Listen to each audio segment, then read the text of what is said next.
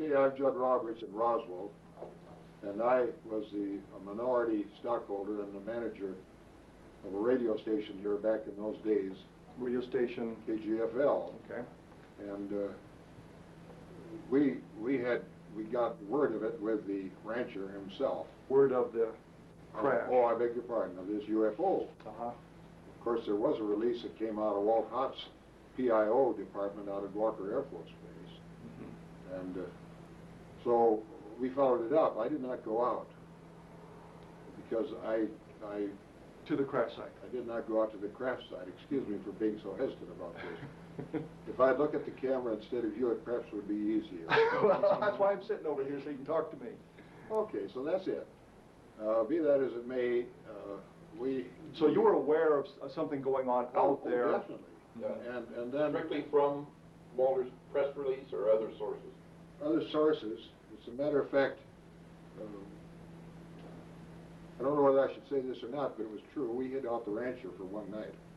Where were they? Yeah. Where? Yes, and we did some transcriptions with him and so forth. Good old wire recorders, if you will. Where did you hide him out? We had him out at Mr. Whitmore's house here in town. He lived outside of the city limits on the east side. So you were present at the actual interview? I was not. You were not. I was trying to run the station at that time.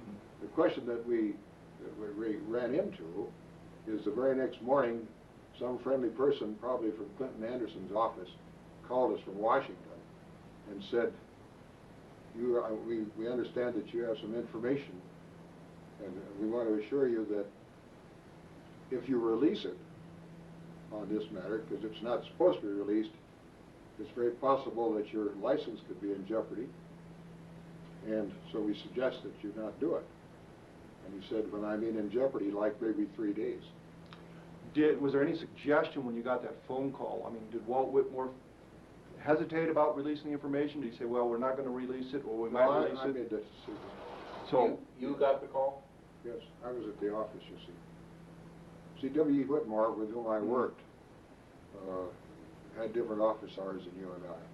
And he was a great nighttime worker, and he came in about 6 o'clock at night to talk to me about the radio business, about the time since I'd been there since 6 o'clock in the morning. So you got the phone call from Washington? Yes, yes. And they told you that your license was in jeopardy. Did you? They indicated that would be a very negative thing. What convinced you that they meant business and you were really talking to somebody important? I don't even remember who it was who identified himself. Was there any? But he convinced you. But he convinced me because they'd already made such a stir about the releases, you see, to the newspapers and so forth. And so, in other words, the clamps went on the story, but this was not unusual for me because I had been down here for a couple of years at that time from Minneapolis, and with things like air crashes at Walker Air Force Base or the problems of that sort, it was not unusual for us to talk to the people and they'd say, okay, we've got a release date on this and not before this time. Of course, we always fought it because they always tried to take care of the afternoon newspaper. Well, that was where my question was going. When you got the phone call from Washington, was there any thought about going ahead to release the story anyway, or did you just immediately kill it? No, we did not. We didn't think so. We didn't know of it. So when you got the phone call, that was it. The story was done. That was as far as I was concerned. Okay. I saw no reason to do it because they'd already had the disclaimers out there, 10 tons of them, talking about these weather balloons and so forth. And so that was it. The point is that I was unable, I never did see the material. I talked to people just as you had. Who did you talk to? I can't remember. Can't remember at all. Now you say you hid out, or Walt Whitmore hid out Brazil overnight on... Oh yes, but it was W.E. Whitmore. Yes, we understand. Senior. Yeah, senior. So he had the 45-minute wire recording of Brazil's interview that... I don't know how long it was. In those days with wire recorders, these are guys all before your time. If you recorded 15 minutes, you took it back to the studio, and it took you 15 minutes to rewind them at 3.75 or whatever it was. Do you remember whatever happened to that wire recording? Was it erased? No, I haven't. At that particular time, there was quite a clamp on discussion of this. And because there were people who were well thought of people who were pretty well convinced, and Marcel was one of them, and I knew all of those people out of Walker because we had remotes out there and we did lots of broadcasts out of there. So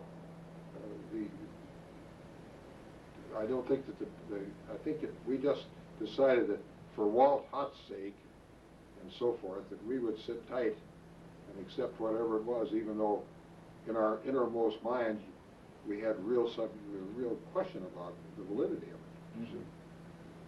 Had they ever treated a story like this before? Had they ever created one? Had they ever treated a story in this way? Oh, not in this particular way, because this was a highly unique experience. However, as I say, we were used to it because if there were crashes, we didn't say anything about it until the people had been there and all of that sort of thing. Well, yeah, they embargoed. Yes, News. precisely. But this was a total clampdown. Well, I would say so. It certainly was as far as we were concerned.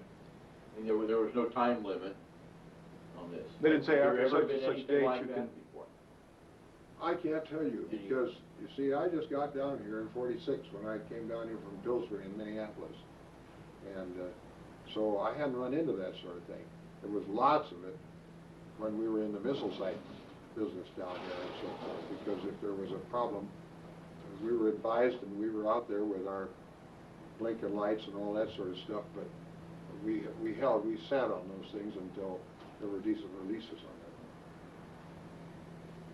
it. People have asked me, because there's been a discussion, particularly after your broadcast, and that revitalized. In fact, I was up in Craig, Colorado last week, and a guy who hasn't been interested at all of a sudden he's a fan, and I sent him the book from Moore and so forth when I got home here on the weekend.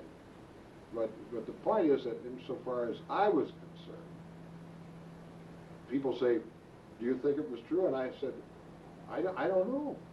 But I'll tell you this, it's hard for me to believe that in this infinitesimally small area of the universe that we're the only people with any intelligence.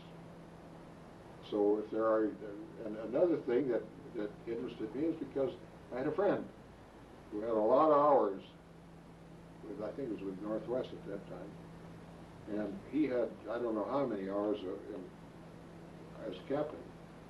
And when he said he saw something off the left wing, here's a guy who, when he makes a statement, if you're a disbeliever or an unbeliever, you say, boy, I don't want to fly with him because I think he's a nut.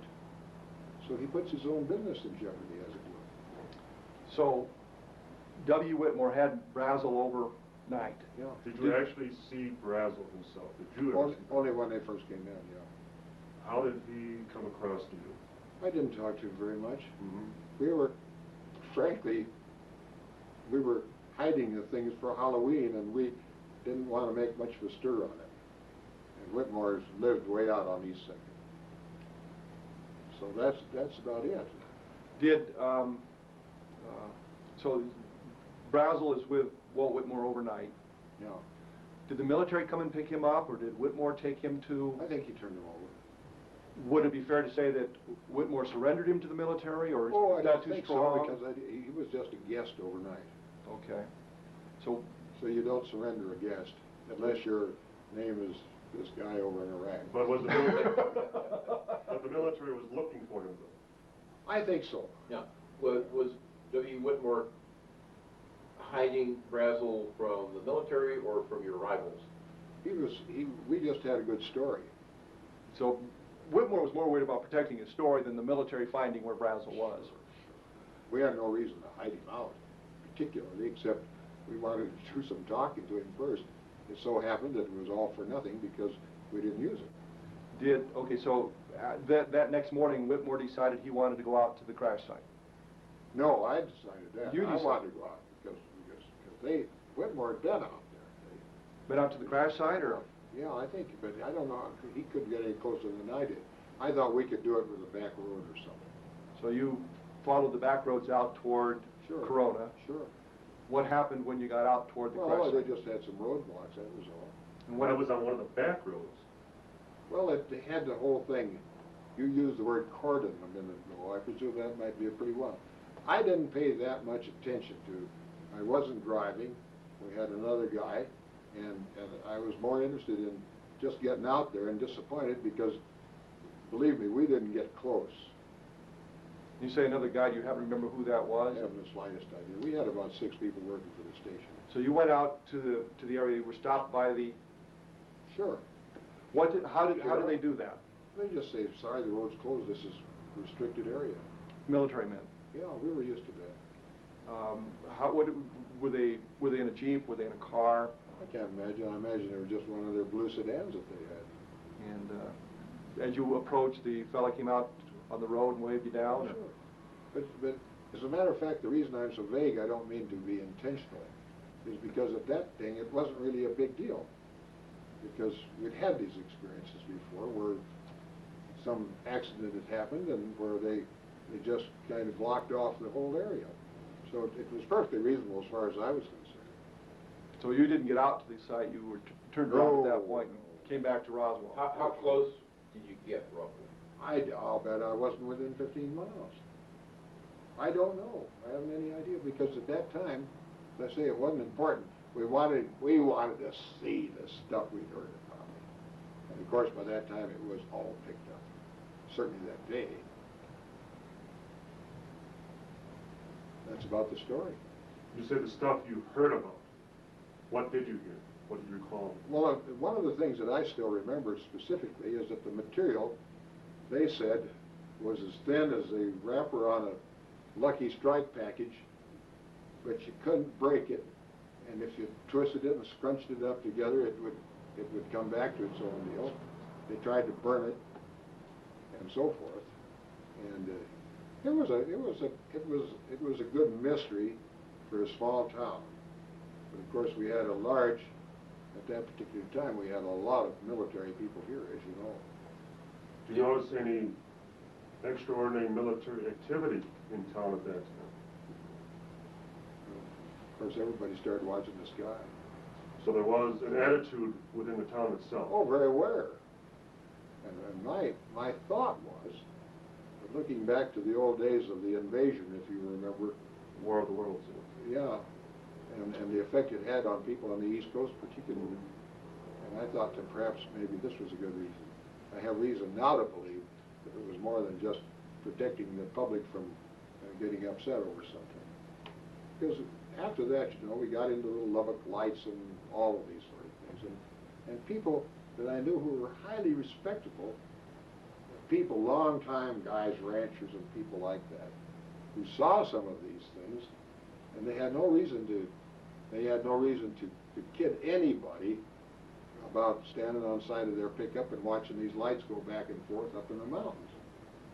They're not the sort of people who needed to do that, or was it their nature to be that sort of person? Around the station, what was the general reaction to the weather balloon story? Hell, the weather balloons were being launched about a block from us every night. Because they did that with the Weather Bureau at that time. That's how they got their readings. So weather balloons per se were not that interesting to us. So you didn't buy that explanation? We really didn't, but we didn't have any good reason, because that material was scattered out there, as you well know, and it wasn't like being able to see where something goes down and there's a hell of an explosion and there's a big dark place. Did you ever have occasion to talk to, say, Colonel Blanchard or any of the people out at the base after this event and subsequent years, and learn anything from them? Maybe they said something to you off?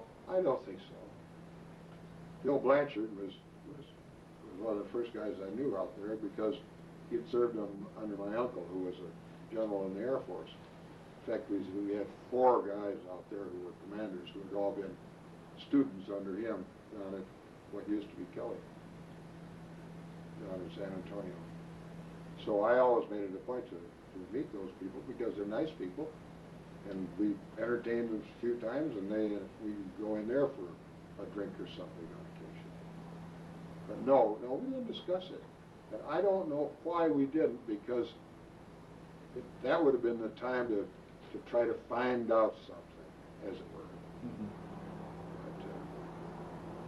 But, After Whitmore turned Roswell over to the Yeah. military, yeah. you saw him after this. Did he ever? Did I see You saw Whitmore, certainly. Oh, sure. The first chance you had to ask him about the wire recording. I do not know, in retrospect, why I didn't. I just figured it was a dead story, and What you're saying is that Whitmore never told you what the rancher said? oh, yeah, just plain discussion, but the rancher didn't say much. The rancher merely said, hey, I was out and I was riding and I saw this and this is what it looked like and I couldn't figure out what it was. And so I came to town to tell some people and mentioned it to some people, and pretty soon there was great interest. And so I don't think that he himself went in there and did a lot of pseudo-scientific experiments with this material. There were all sorts of story about bodies being loaded into planes and all that sort of stuff. And part of that first bunch went right down to Fort Worth, to Carswell. And the rest of them, I understood, went back to, oh hell, who's at Akron?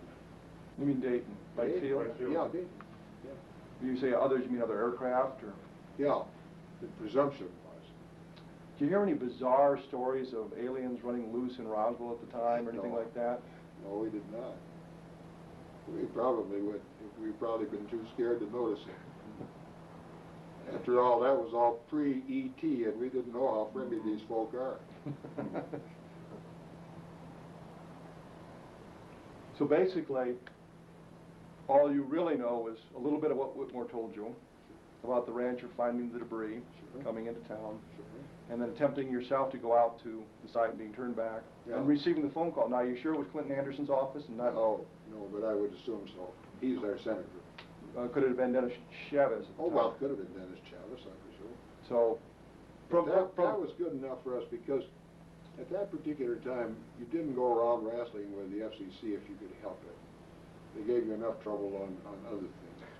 Sitting out on a hill and monitoring you with a lousy 250 watts at that time. to make sure you weren't putting out bad information. Oh, bad information, and or ASCAP was out there trying to find if we were playing some of their stuff and not reporting it. So we had all of the government that we needed. Any information about the rancher in the next couple of days? No, I don't. Did you have impression where he was? If I do not recall. It's very possible. But all I know, he didn't come back into the station or anything like that. Did you ever see Brazel after that? I never did. But that's not unusual. These guys all live hell and gone away, as you know. And we were busy at that time. And I had a small staff and 3 or 4 guys working from the base who were working part-time and so forth. And as I say, in retrospect, if we'd had any idea of what we had and what general interest there would be, why then it would have been easy, and we would have, obviously, we would have sat down and said, let's see if we can find out this and that, and put 2 and 2 together and get something. Did the military ever come by the station to pick up press releases or anything like that? No. No indications the military came back to make sure there was nothing left behind that might? No, I don't think so, because we were very close to the PIO department out there, and because they were a source of news, and even if they had, why, I don't think it would have made a great mental note after all of these years, because it was not that uncommon a situation, like you say.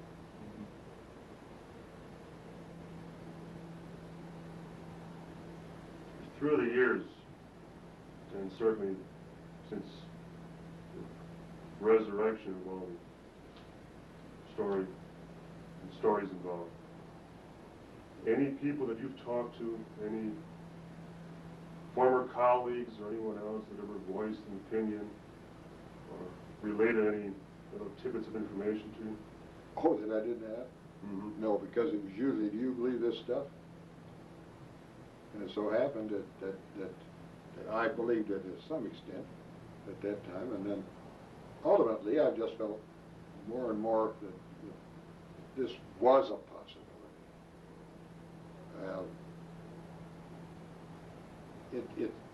It was nicely hushed up. Let me put it that way. That's a gentle way of putting it. So you weren't that concerned that the military came in and suggested that you not release the story. That sort of thing happened on a regular basis. Oh, yes. Oh, sure. Whether it was an aircraft accident or maybe something that... Well, see, we were trying to cover all of that stuff at the local level because that's what we had. That's all we had. And and the two stations with which I was associated over a period of time, we always had mobile units, and we could broadcast and so forth. And even in those days, if there was a story, why, we chased it pretty hard. But for this one, you didn't really think there was a story, because I didn't think we were going to be able to do anything with it. I thought that whatever they were going to report, because the question was in many minds here, that whatever they were going to report, that's what we would tell them, so that people would know. So there was no place for you to go with the story. No, because we really didn't have the story. We had a discussion with a guy who'd found some stuff, but they did a good job of closing that thing up. Hell, when Marcel was out of here in, I don't know, 4 or 5 days, I imagine. There were some people that were shipped out. Maybe that had been planned for 90 days, but the coincidence of it made people say, boy, we get him out of here.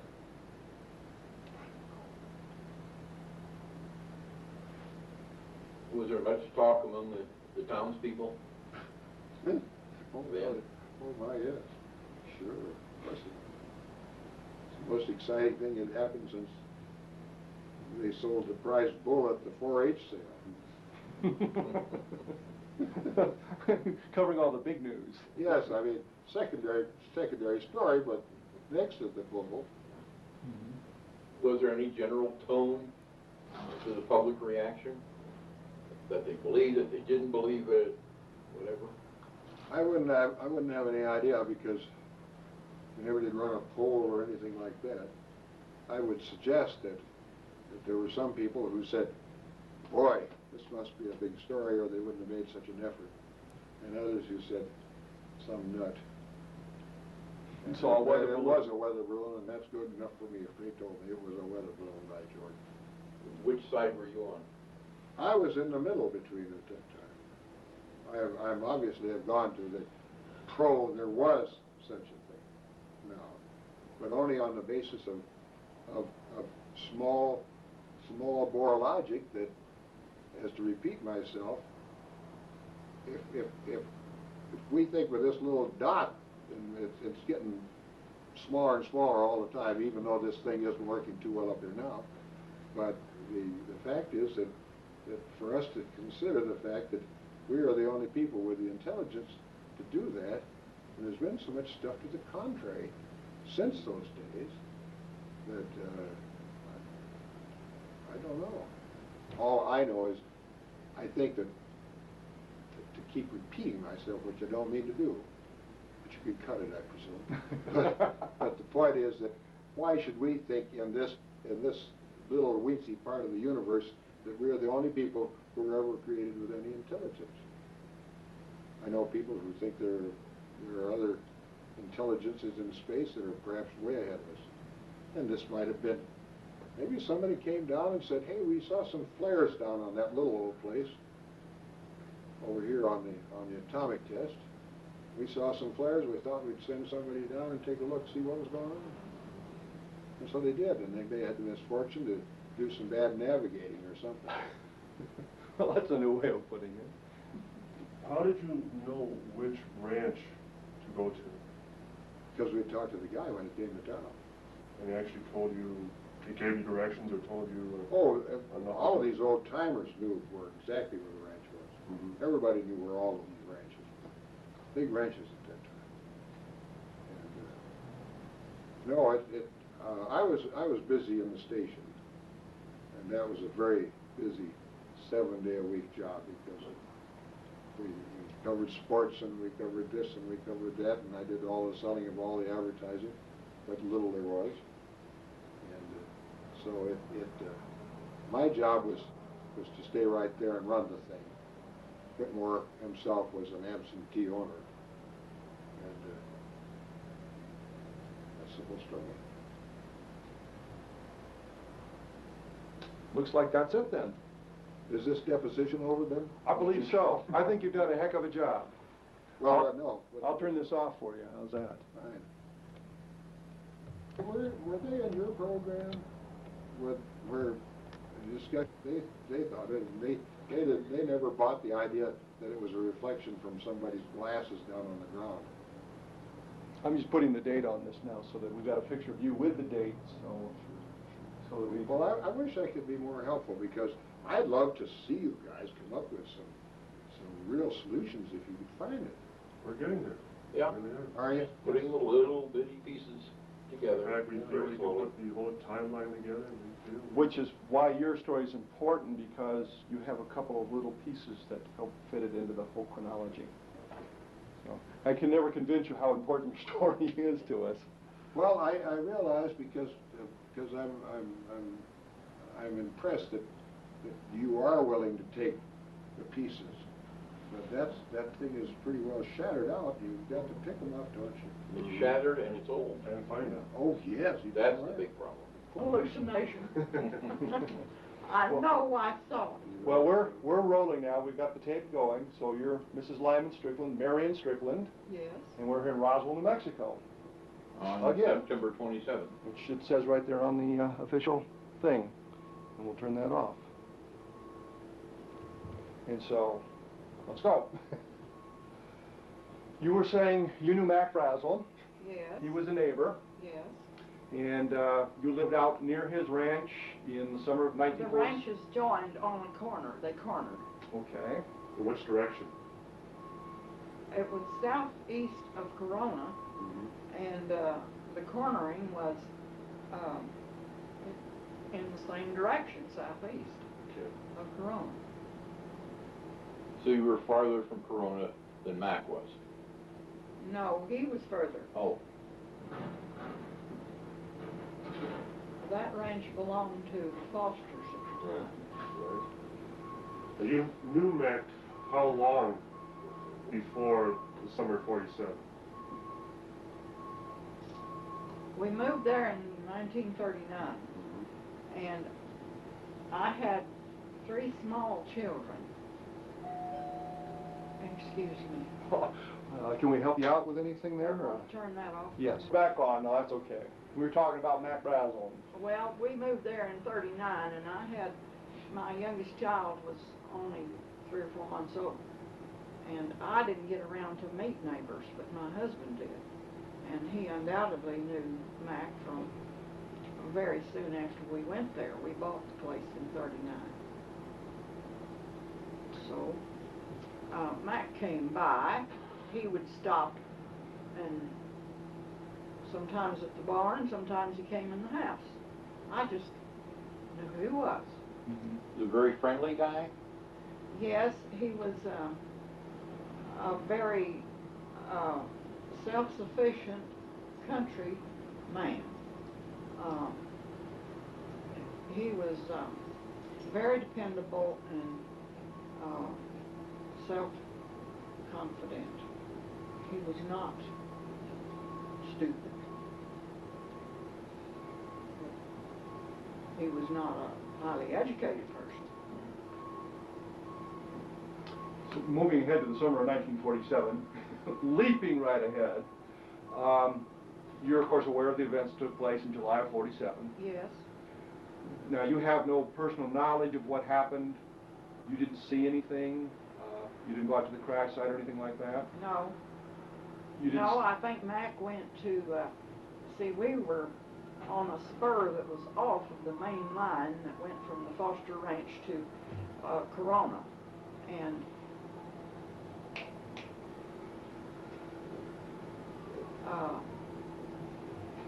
he would have gone by the Proctors and Saltermeyers first, just on the way to town.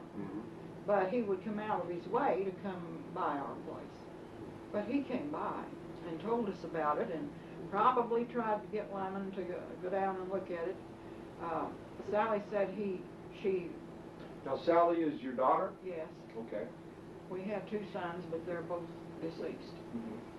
And she thought that she could remember him wanting Lyman and the boys to come down, and the kids.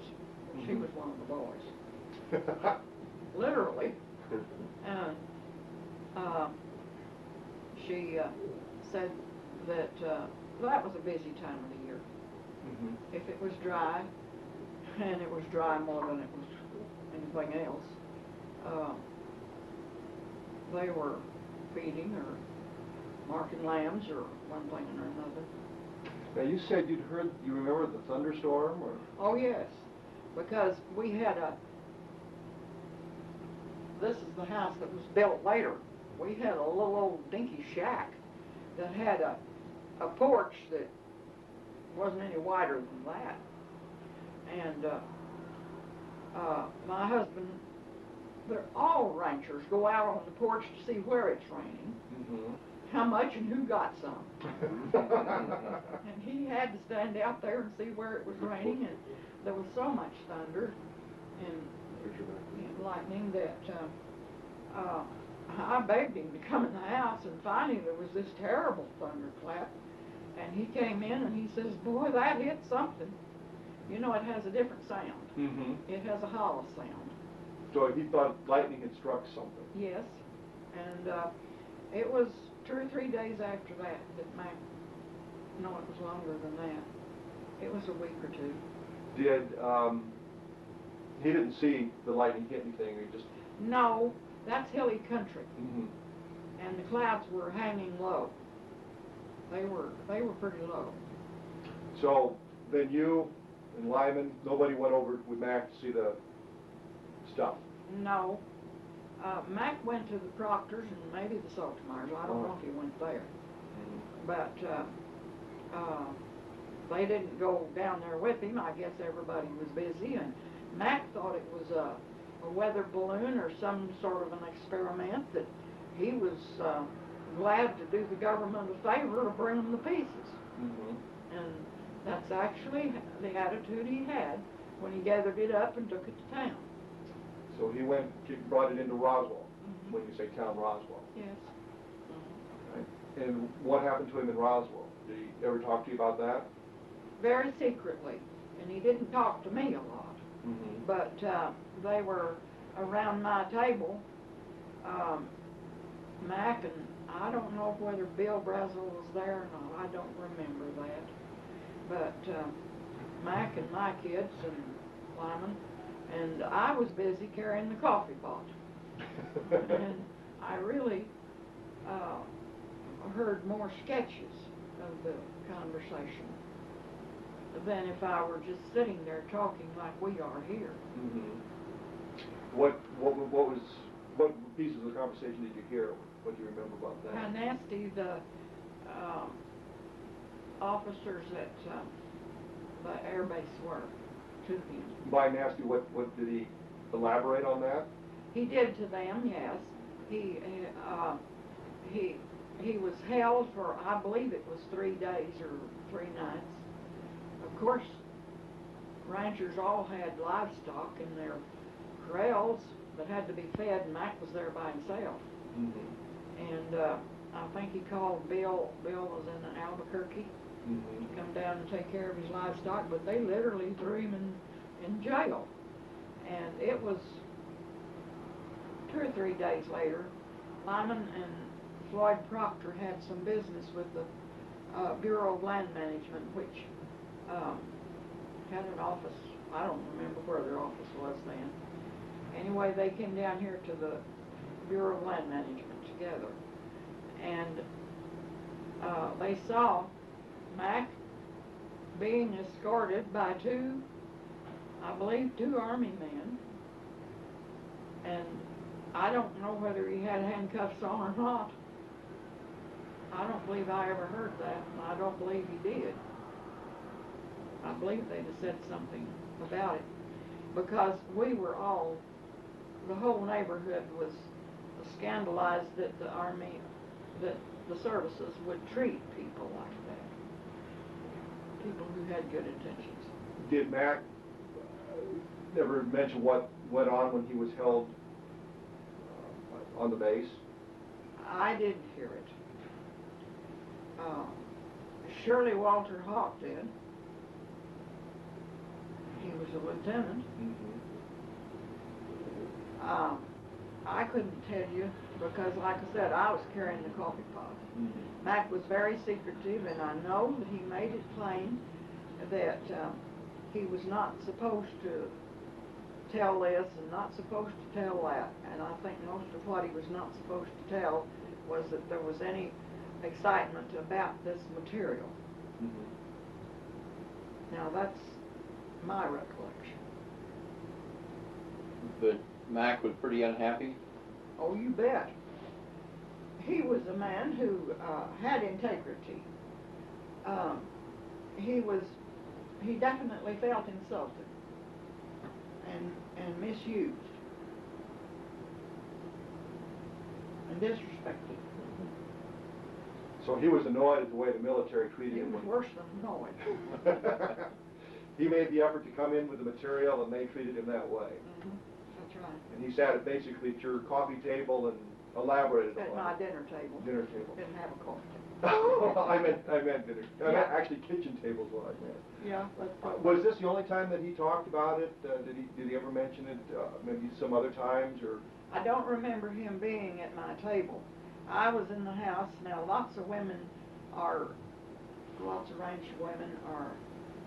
around the corrals a lot, but I wasn't. And he came to the house off and on. When we built this new house, he came and helped line with the plumbing. Of course, that was later.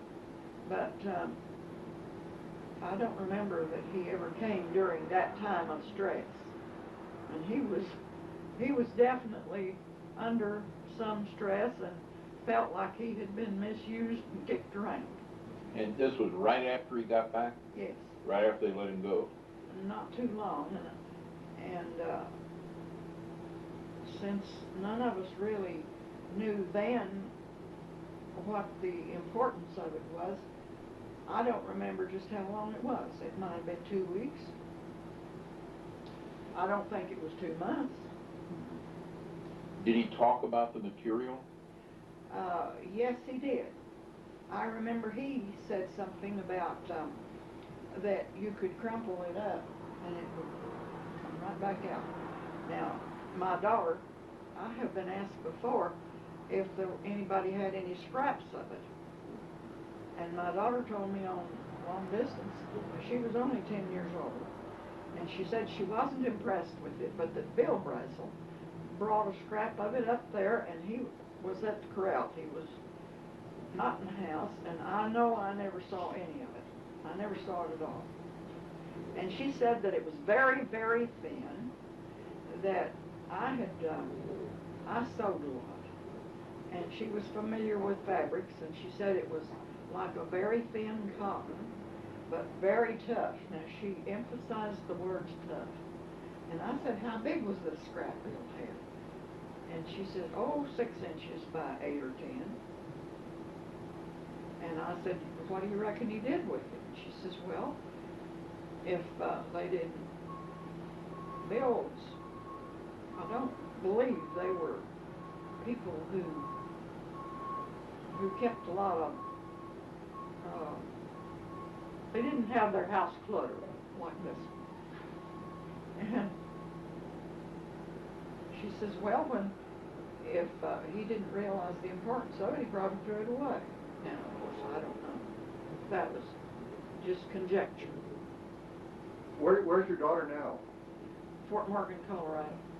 And it's Sally. Catalini. Would you think it'd be all right if we talked to her, called her long distance and chatted with her? I'm sure it would. Do we have a phone number? Yes. Do you happen to remember what it is? Yes, I do. You want to write it down? No, I'll have it recorded. Oh.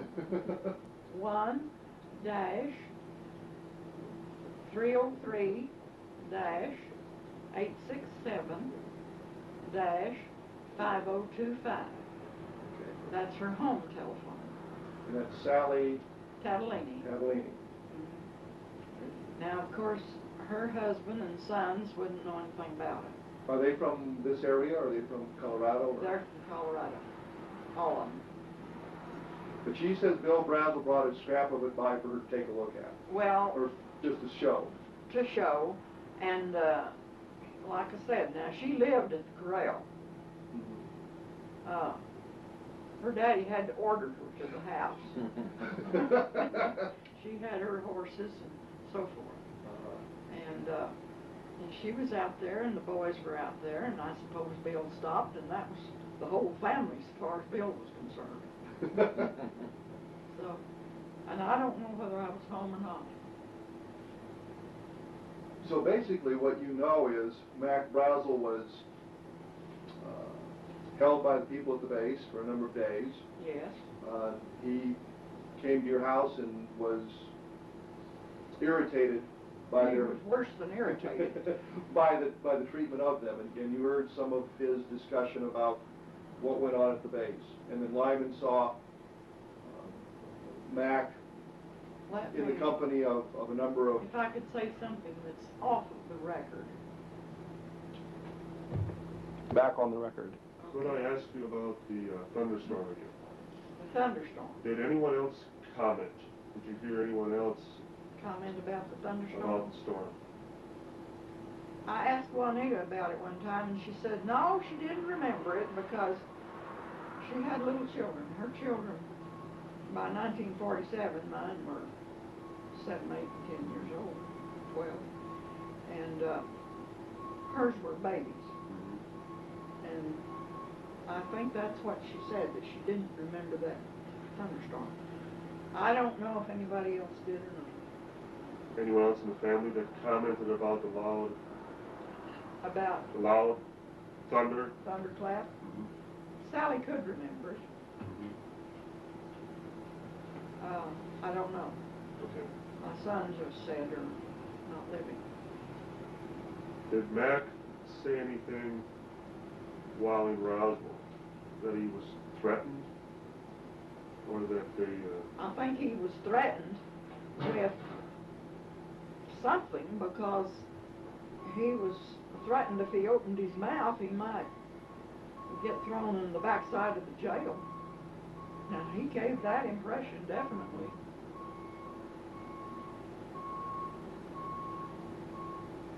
He must not tell anything. He said that he wasn't supposed to tell anything. Yes. So he was angry, but yet he also took it serious Yes. that he couldn't say anything about it. Yes. Was that unlike him, that he would Yes, it was unlike him. buckle down against something that was He a threat? was a very upfront person. He would be likely to say what he thought, and if it fitted, if you didn't like it, well, so what? So what? So what would it take to get him to keep his mouth shut about something? A serious threat. More than just a physical threat. I think so. But I don't know of any threat that was given. Right. Like I said, I was carrying the coffee pot. Could they have done anything else to try to shut him up? Like what? Bribe him? You couldn't bribe Mac. I don't think you could. I think he'd double up his fists and back your way. I really do. I don't think he was that kind of person.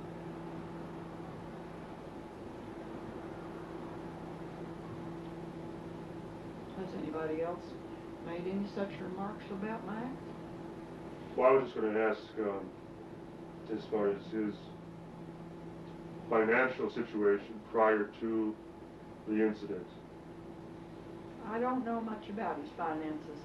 His wife lived in Alamogordo and had a home there, and I've been there, and it was a nice house.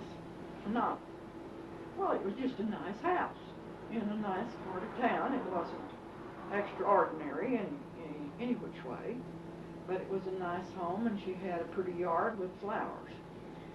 And I don't know whether she didn't want to live on the ranch or what, but the Foster Ranch was a big ranch, and probably the pay was something important to Mike. Any idea what a man would be paid to run a ranch in those days? No.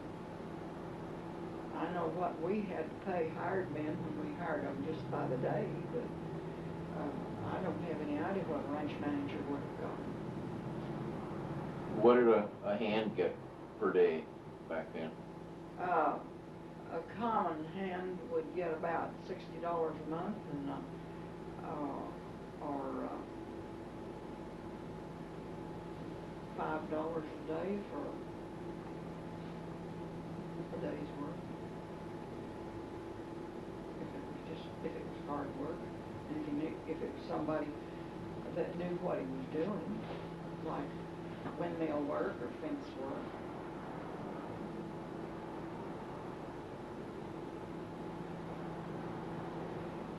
But I don't know what Mac got. It wasn't anything you talked about around the table. Was there anything different about him after this?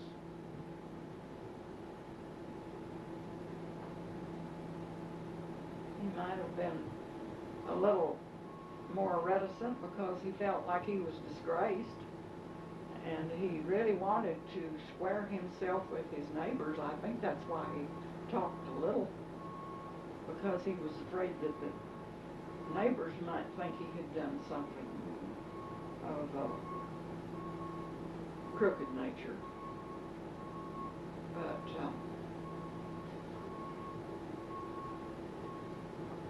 he might have been a little more anxious to, I don't know.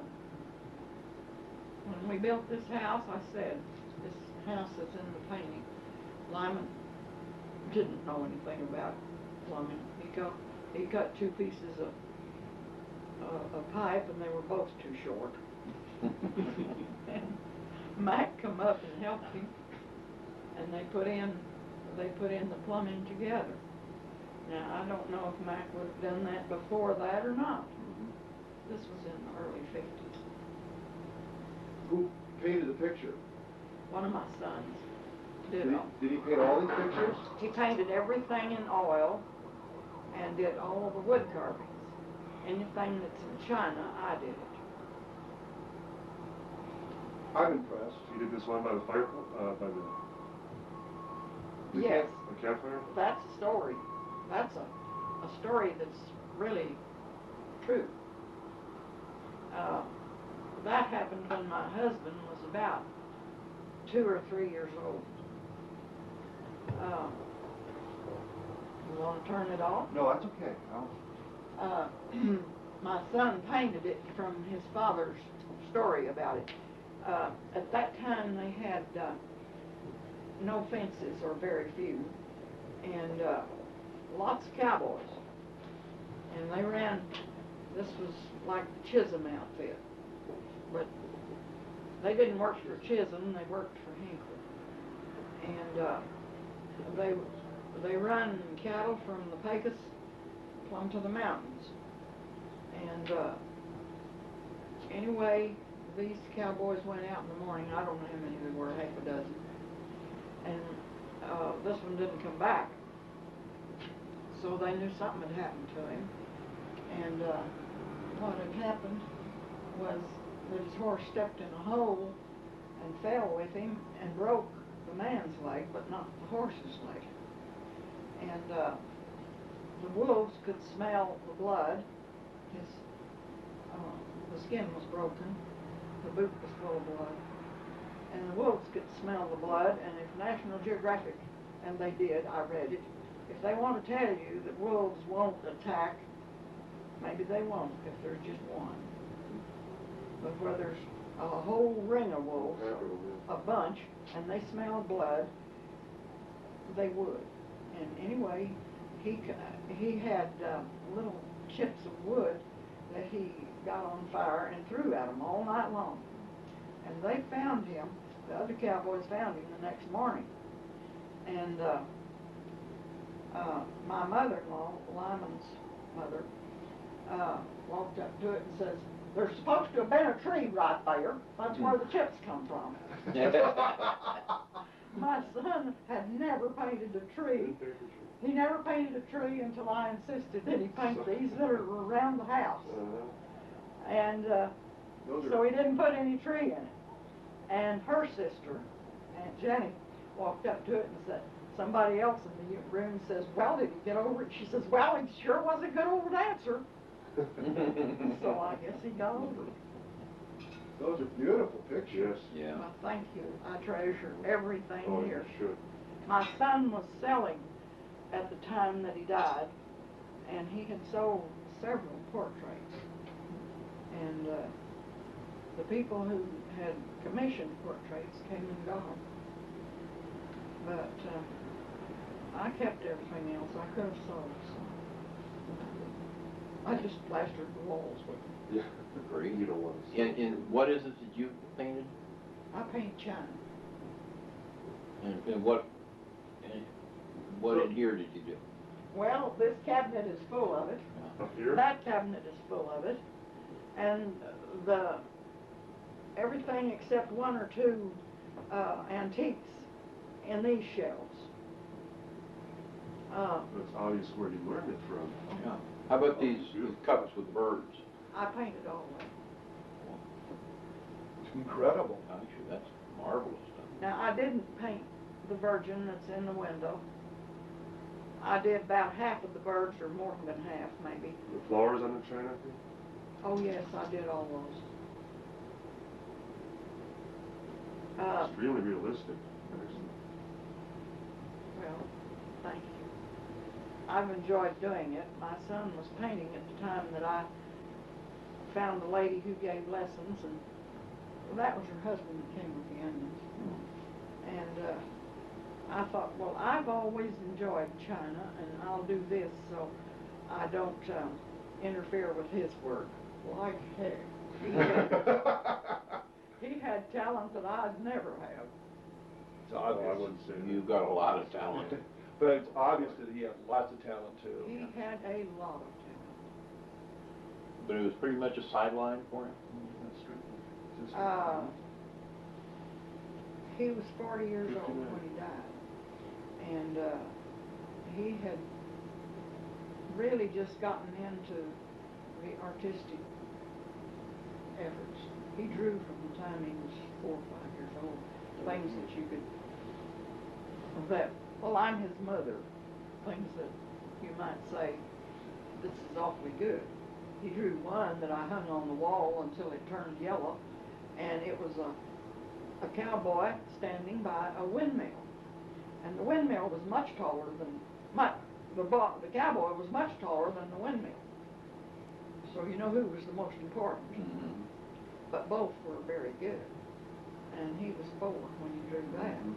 But I have paintings of his all over. I have a grandson and 2 grandsons that are this daughter's sons. One of them is an art teacher.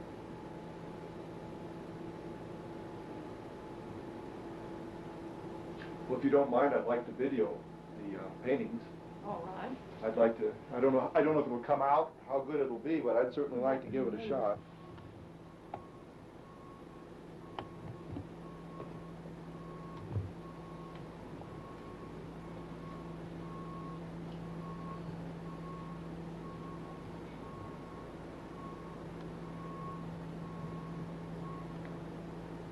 And you say this is his house, or your house? Yes, that's the ranch house that we built. Is it still there? Yes, as far as I know.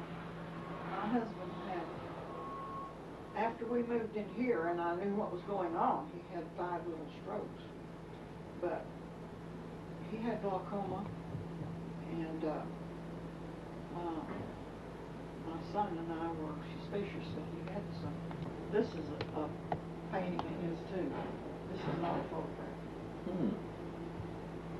Is it done from a photograph? But this one, my son did it. You worked in a lot of mediums. Oh, yes. Oh, I can't think of the name of it.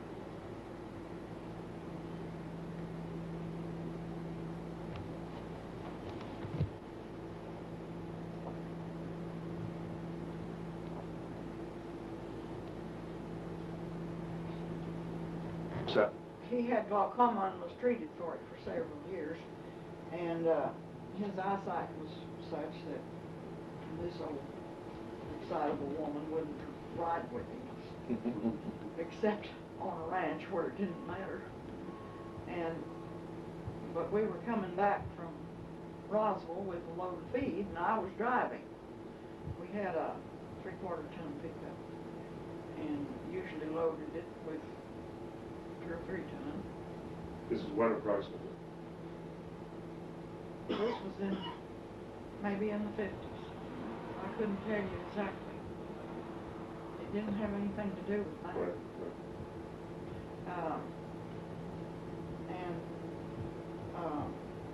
Have you been, I guess you've been to Corona, Yes. and have you crossed the Gallo and then gone up by what was the Reynolds Ranch then? There's a long straight road right along the top of I'd call it a mesa. It stretches for at least 2 or 3 miles, just as straight as a ribbon. You come up from a deep draw and go up on this long straight road. Well, go back. From Corona.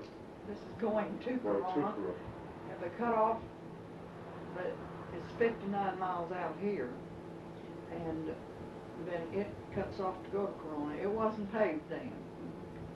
And anyway, go back to 1942.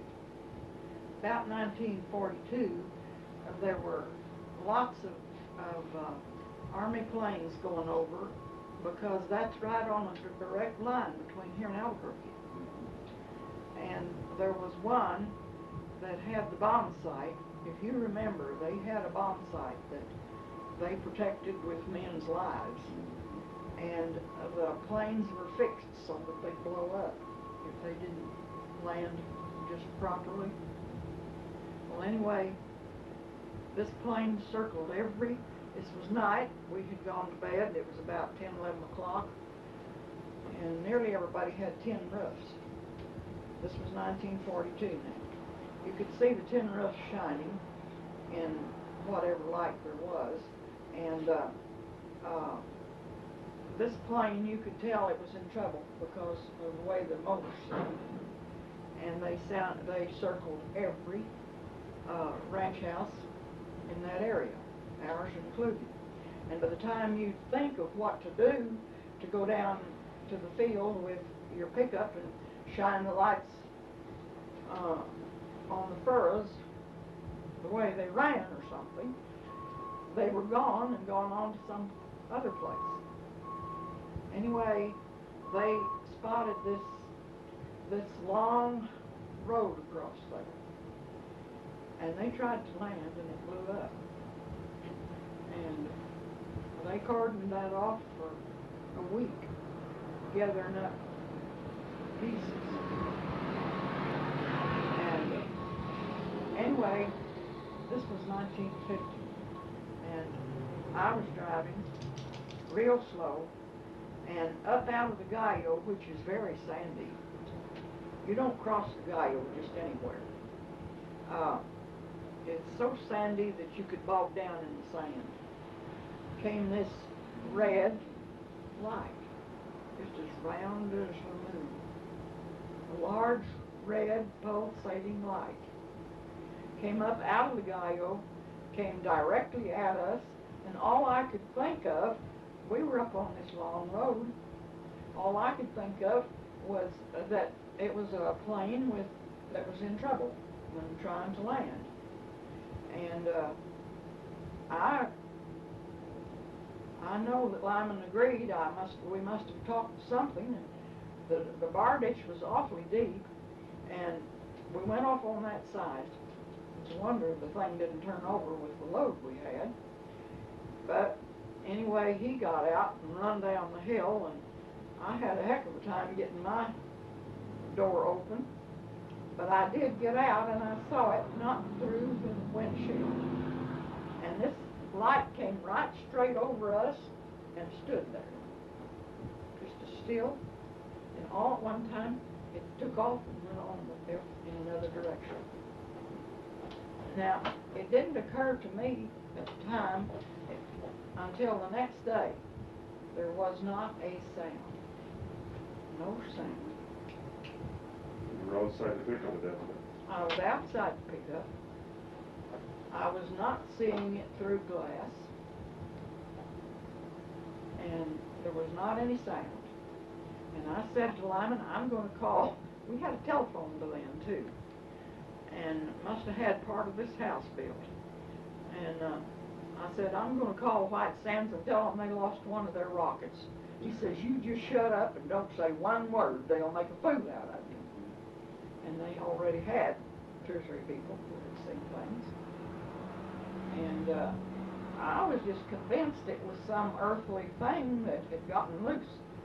But I would like to ask you all, is there any theory of anybody has had a theory that this is a light thing? I mean, like we send a searchlight. The searchlight doesn't make any sound. You throw a baseball through the air and it makes a sound. And I can't help but think that if it appeared to me that this thing was not over 100 feet above, maybe not that much, I couldn't really tell. It was pitch dark. It was something I'd never seen before. And has anybody ever How was seen the weather like? Clear. Yeah, I remember there was no muddy road, no nothing like that. I've heard hundreds and hundreds of reports like that. And you heard that they don't make a sound. Yeah. Has anybody said that it could be something that's beamed from somewhere else? Your guess is as good as anybody else's. Speculation theories about like holographic projections that almost appears to be 3-dimensional from a projector. But It's not even a solid object, it's just a projection, just a ball of light. Well, this was We a can't prove it. pulsating, Mhm. red, round thing. What shade of red? I'd say it was a little bit yellow red, just a little yellow red. There's lots of reds to it. Orange red. More orange red, yes. If I'm going to my palette, I'd pick up yellow red.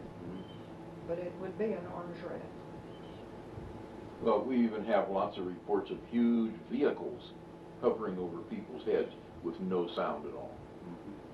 And they can tell that it's a vehicle. Yes. Daytime. And no sound. Mhm. Well, how do you explain that? Because, like I said, you throw a ball through the air and you've got a sound.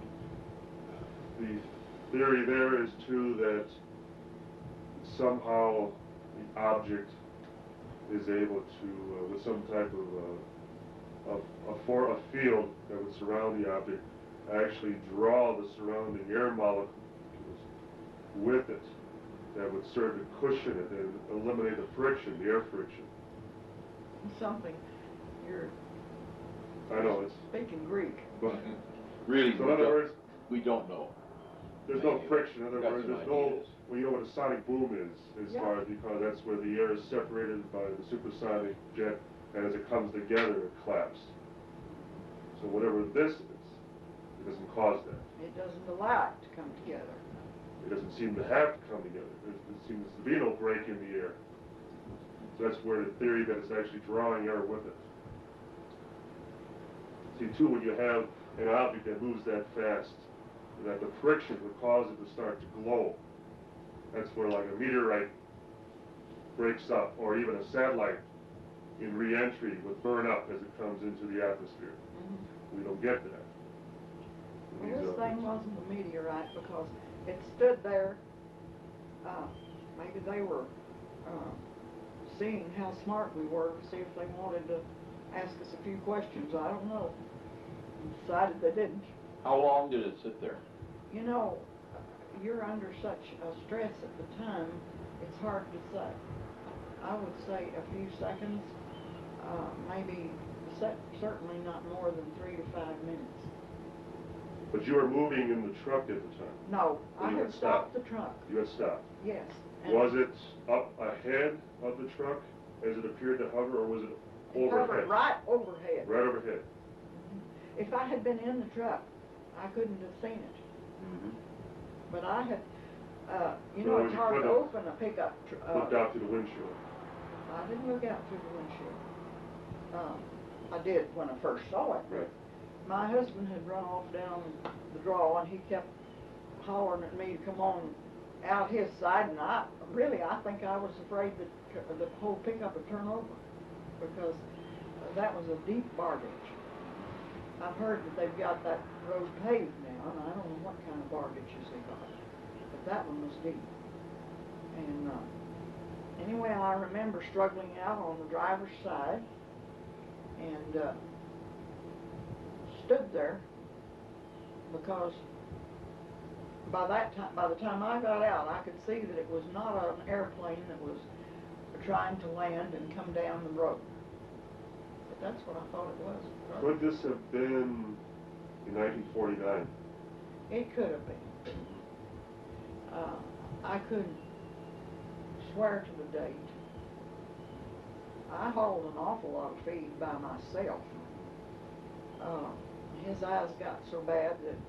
Well, when did his eyes get bad?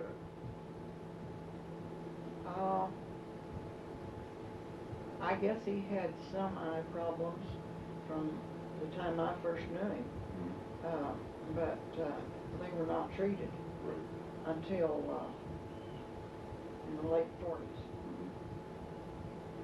And by that time it was really too late. He was blind for 4 or 5 years before he died. And he died quite a few years ago, right? 6 years ago. Well, 6 years ago. 7 years ago. In January, next January. Yeah, he lived to be 86. And anyway, he and Clenny Saltemeyer saw some things. I don't know if they were told on either or not. And I know I saw one that looked like a campsite about 11 o'clock at night one night. I went, this was a crooked road that went from Saltemeyer's to our place. And we had had a lot of sheep stealing. I've got a snapshot over there of where Treats put out you know, a sign that said there would be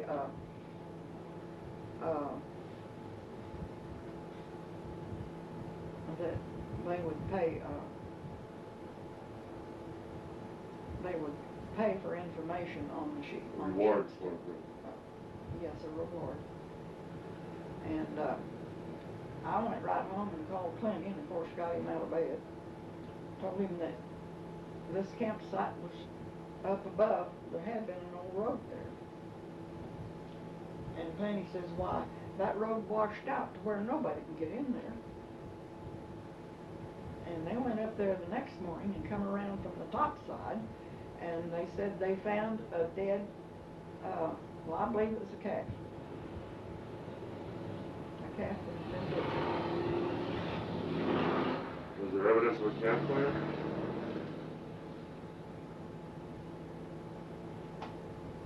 You know, I don't remember, but I do remember what looked to me as I passed it like lights, lantern lights that would show through a tent, through some of the openings in the tent. Anybody moving around? No, I didn't see anybody. See, I was driving and I didn't want to sit there if that was sheep stealers and wait for them. And I didn't know that the road was washed out. It was in Clay's pasture. Then in our pasture there was a bluff on we called it the Bonita. And to me it would be 100 feet down, maybe it's not more than 50. But they had it fenced off so that livestock wouldn't come up there and graze and fall off. And it was very rough. You couldn't get up there with a pickup or even a Jeep because pieces would fall out and fall into the canyon below. And that was above our house. And as we turned the corner to come in, been to a ball game one night, we come in after the ball game, and here was a light going down like from one fence post to the other. Just as clear. I don't drink. And I didn't plan it. This ball game, you remember anything about the weather? No, I wouldn't have gone if the weather had been very threatening. Not that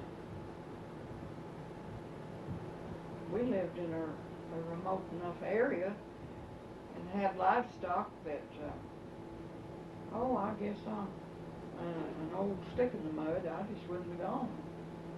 I'm not that crazy about sports. My kids were, the boys were playing, one of them. The other one went to private school. You've had an interesting time. You know, I think so too. And we saw the first atomic bomb. Oh yeah? Yeah. Saw the flash? Yes. Uh-huh. And this is true. My husband was one of those that thought if you didn't want to get up at 3 o'clock in the morning, you were probably a little lazy. And he shook me around and he says, "Come here and look." And this was an old house and just had one little window about the size of that out on the west side. And he wanted me to see this explosion, and I did not see any mushroom. We were in a direct line from Alamogordo, behind the mountains. But, and it was very white, and it went right straight up. If there was a mushroom, I didn't see it. I got up and looked and went right back to bed. What'd you think it was? We talked about it a minute or two and thought I think he suggested it might be an ammunition zone because nobody knew what was going on over there then. Right. It hadn't been announced. Absolutely. And that's what we decided it was, and I thought, well, it's an ammunition dump, so what do you got me up here for? So I went back to bed, and I think he went in and made coffee. Had you heard any rumors about what was going on? If so, I don't remember it. We had an awful lot of drought, and we also had planes that we know they came out of Alamogordo, out of the base there, that scattered something that dispersed the clouds. And out here I've got a government bulletin in an old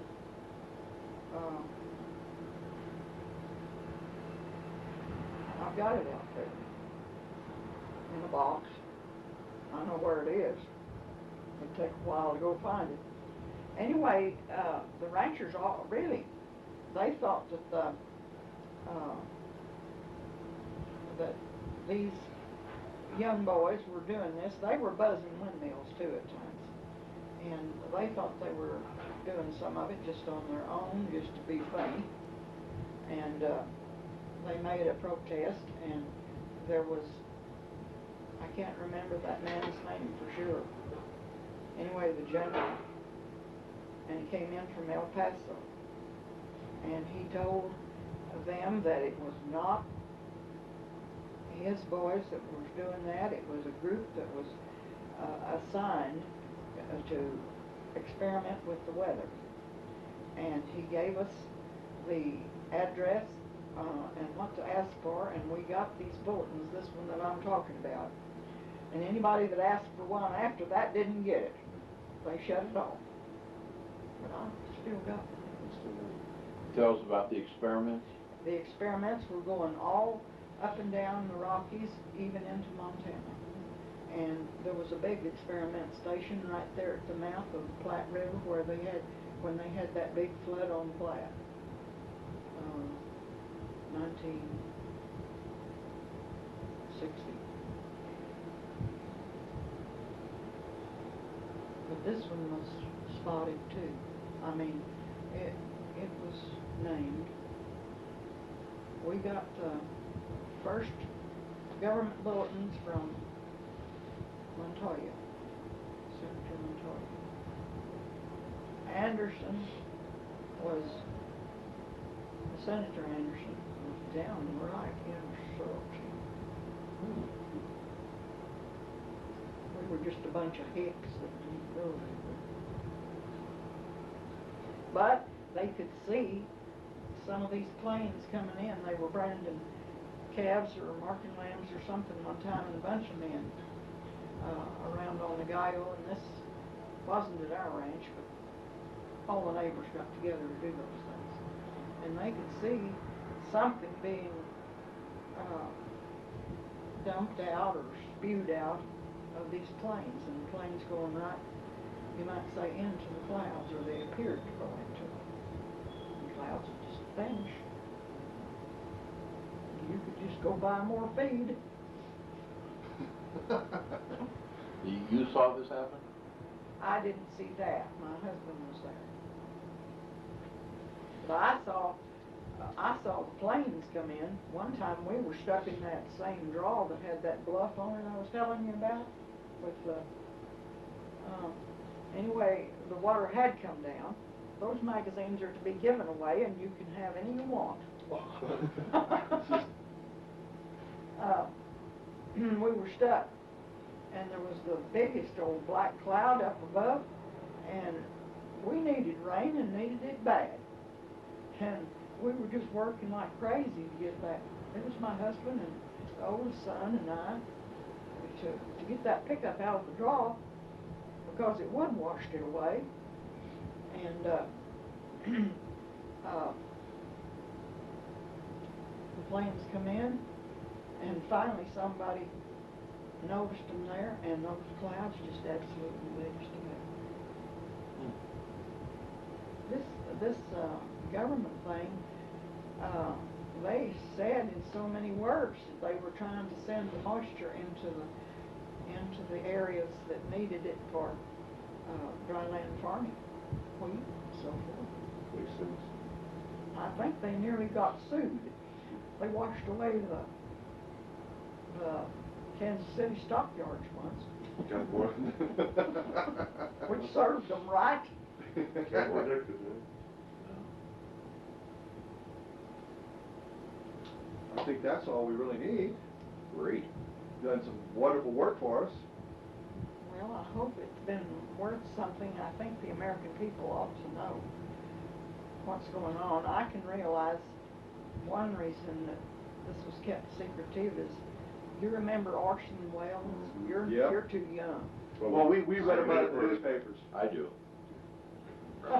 Well, anyway, he had written a play, Right. and I think it was in New York City, that there was a downright riot. War of the because- Worlds. Yeah. People from the other worlds were coming, and the people in New York City just panicked. as they're well known to do, people I in New guess York so. City. I guess so. anyway, that's the only reason I can see why they can't be honest. Of course, now they've had so much practice Yeah. at being dishonest. Yes, and they Second nature. have been used to the idea of their superiority and lording it over the rest of us. Mhm. We're just the taxpayer. We're just children that have to be taken care of. Yeah, we're just the taxpayer that Yeah. they can gouge for more money. So what do you believe crashed out on the Foster Ranch 1947? What do I think? Well, for several years, I really thought that it might be something the Russians were experimenting with, but I don't think so anymore. I think that perhaps we have the greatest technological advances of anybody in the world. And they haven't found any living people on any other planets, but they got to come from somewhere. So you believe it was from somewhere else? Yes, unless we find a group of people in this world that are smarter than we know about, I don't think it's from this world anymore. Who would make it? Well, I think that'll do her then. Thank you very much for your time. I'll make a copy of the tape. I won't promise the quality will be very good. I'd like to buy two. I'll make 2 copies and send them to you. It'd be our Don't worry about, Yeah. it's very simple to do and it doesn't cost It'd anything. be our so. pleasure.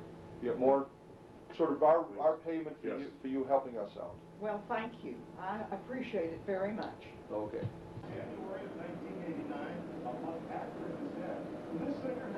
And your name is? Alice Knight. You can speak up. It won't hurt. And we're here in Delhart, Texas on October 1st. And you were a niece Yes, of Barney Barnett. of his wife. And you, did I understand that they kind of raised you for a while, or? I was real close to them. They babysat me, about for 2 or 3 years. And they helped spoil me. And they did not have any children of their own. So, Barney was a civil engineer for the Soil Conservation Service, working in an office in, Socorro, New Mexico. his office was in Socorro? Yes. Okay. He And was you, employed by the U.S. government, you know. Okay. you remember the story that Barney told? Well, I remember that he saw, one time we went to visit, and I don't know whether it was before my husband and I married or after, I don't recall the dates, but he said that he saw a UFO fall. He was out working in the field, and I understood that he was out in the St. Augustine plain, and he went over to where it was, and where it fell, and he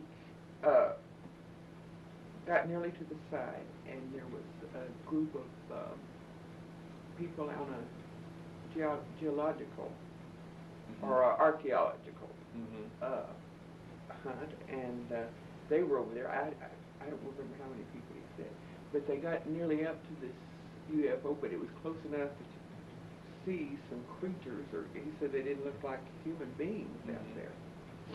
And along came a government or some trucks. No, with government you mean? I guess it was government. You know, as I say, it's been a long time ago. But someone came along, and I understood it. I don't know whether it was Army or what. I think he just termed it government trucks, and they told them to go on back and forget they ever saw anything. Now, that's all I recall. He wasn't specific on whether it was Army or he just said I don't government? recall. Did he have any clue as to where the archaeologist came from? He didn't say. If he did, I don't remember. He just said a bunch of young people on a dig. Did he ever describe the creatures to you? I don't recall. He said, did he give you a number? Do you remember if there were, and they were all dead? So far as, you know, they weren't moving. So he never said that one might have been alive or might have been No, injured? I don't think he got that close to them. You know, I mean, he didn't get right up to the side. Seems like there was a fence, and they blocked it off. Or they may have had him move back to the fence. I don't know. But you don't know exactly where this was, other than you think it was up in the... I feel that it was up in the Daddle or Magdalena, what he termed as the high country. the high country. And he didn't give you any clue as to what side of the plains it would have been on, or whether it was closer to Daddle or Magdalena? No. If he did, I don't know. And I don't really think he did. Did he ever describe the object itself to you? Say anything about that?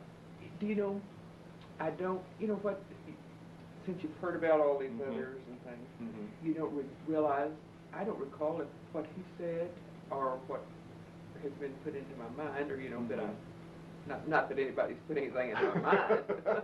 Well, but what you've read and you've read the books, talked you about, saw the and Unsolved you've Mysteries talked program. about, and things that you've talked about.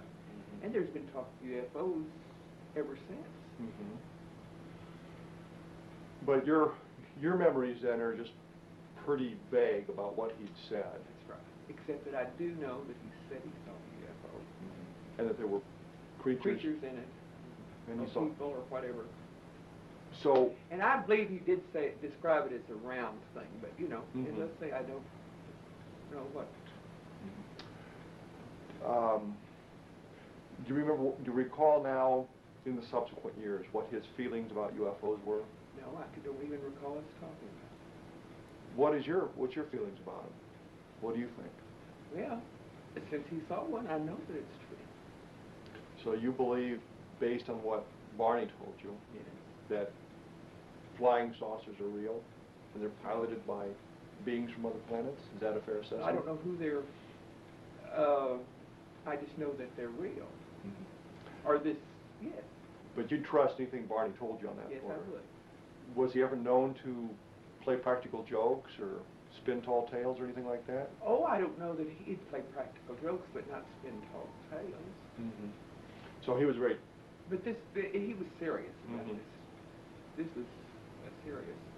Did it ever come up more than one time that you remember? I don't recall. So, and you have really no clue. I'm sorry. No, my recall is so poor. That's fine. That's exactly what we want. Is exactly what you remember, not what others may have said or things that people might have said, but what you recall yourself. So you really have no clue as to when he mentioned this to you, other than it may have been in the 50s? It was in the middle or latter 40s or early 50s. Early 50s. But it's been real early 50s. I feel like it was before the 50s. So it might have been 49 or 48. So it might have been right after, close to the time it happened. Who knows? Do you remember the context? I'm sure you don't. Remember the context of the conversation, how it came up at all? But it made enough impression upon you that you remembered at least a few of the details. Anything else that you can think of that... Not a thing. So you have... I've tried, you know, to rack my brain to, you know, it seems ridiculous that we didn't discuss it later, and we may have, but I don't recall. We were all busy, and you know, you see them maybe a day or two at a time. What, given what you know, what Barney Barnett said to you, what's your feeling of the government claims that there's no such thing, no validity? Oh, I just don't have too much of opinion, except, you know, government, you know the government. Do you think the government's hiding information about UFOs from us? They might. And this They would- must be. It's obvious if they're the ones who came along and said, be quiet about this. But Barney did mention the archaeologists. Yeah. Did he mention anybody else who might have been there? No, he just said these people want to dig, and they told us all to kind of forget we saw it. You don't have any clues to how many people were involved? Nobody else there that... No, I think he must have been working alone. Okay, well, this was sure short. That's right. That's I why sure don't know much. That's why I put it on the end of the tape. Sure don't know much. But you have no doubt that Barney was telling you the truth about this. Did Barney ever have trouble with the government afterwards, maybe with the Internal Revenue Service or anything like that? Nothing like that that you can remember? No harassment from the government? No harassment of any kind that I... And he retired from the Soil Conservation Commission? Yes, I think in about 1956 because of courthouse reasons. And then did he stay in Socorro? He stayed in Socorro until he was dead And then, in 1969. So he was retired a long time. and Ruth, what? She moved she stayed in Socorro a year or two after he died, and her health was bad, and so she moved to Dalhart. And then she passed away. Passed away here in Dalhart in 1975 or 76. Probably 76. Did she ever mention this at all? And No? never brought it up? No, I don't think so. You know, he just went on with what the present. Wasn't really that major of an event in anybody's life then? I guess it wasn't, even though you can imagine it not being. Now I can't imagine that it was played down. So we really didn't discuss it. Okay. Well, I even inquired to my friends back then. They, you know, that we might have come home and told somebody that they don't remember me telling. Of course, they might have as poor memories as I do. All right. Well, I think I've probably, as they say, taken up enough of your time, so That's fine. I'll turn off the camera here. Okay. It worked out real well, didn't it? I don't know. It wasn't horrible or anything. It was scary. It was scary?